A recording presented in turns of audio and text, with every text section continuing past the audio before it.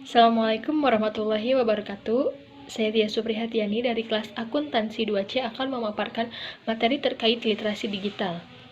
Literasi digital adalah pengetahuan dan kecakapan untuk menggunakan media digital, alat-alat komunikasi, atau jaringan dalam menemukan, mengevaluasi, menggunakan, membuat informasi dan memanfaatkannya secara sehat, bijak, cerdas, cermat, tepat, dan patuh hukum dalam rangka membina komunikasi dan interaksi dalam kehidupan sehari-hari.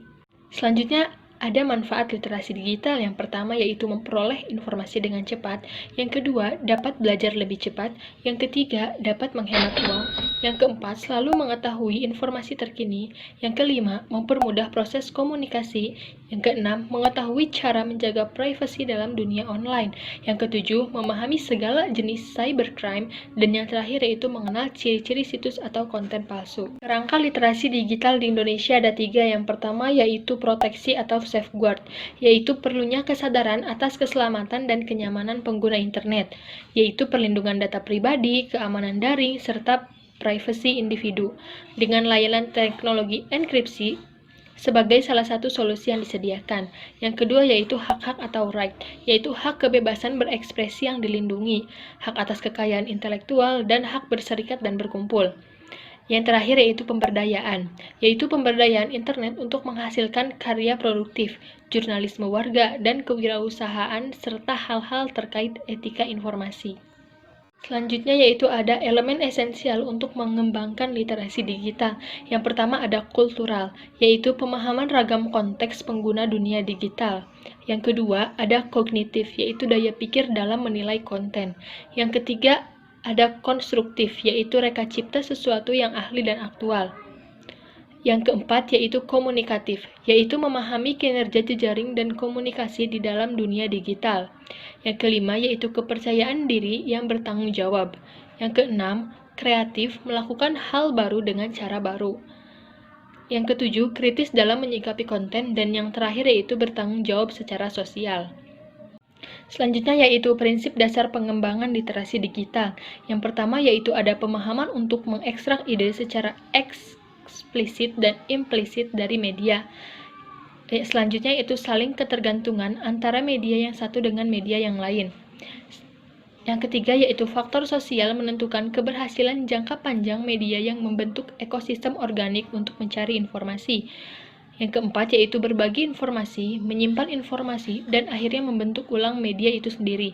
Dan yang terakhir yaitu kurasi atau kemampuan untuk menilai sebuah informasi, menyimpannya agar dapat diakses kembali.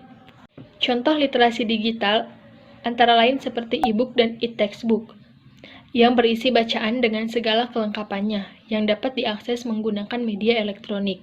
Seiring perkembangan waktu, e-book semakin memiliki kelengkapan fitur, seperti notes, bookmark, audio, dan gambar di dalamnya, yang memudahkan penggunanya, terutama pelajar dalam memahami isi konten e-book tersebut. Selanjutnya itu ada tantangan dan peluang literasi digital. Tantangannya yaitu seiring berkembangnya peralatan digital dan akses informasi digital yang membanjir, keterampilan dalam literasi digital menjadi hal yang mesti dikuasai pengguna internet. Di satu sisi, mudahnya akses informasi memudahkan kita memenuhi kebutuhan dan rasa ingin tahu. Di sisi lain, dengan tidak memiliki keterampilan di dunia digital, maka hal ini akan berdampak negatif untuk kehidupan kita. Berkembangnya peralatan digital dan akses informasi tentu menjadi tantangan sekaligus peluang. Dengan penggunaan internet yang terbilang tinggi, pihak pemerintah harusnya mesti memikirkan cara terbaik dalam menanggulangi berita atau informasi hoax, ujaran kebencian, dan perilaku intoleran yang dapat dengan mudah ditemui di media sosial. Selanjutnya yaitu ada peluang dalam literasi digital.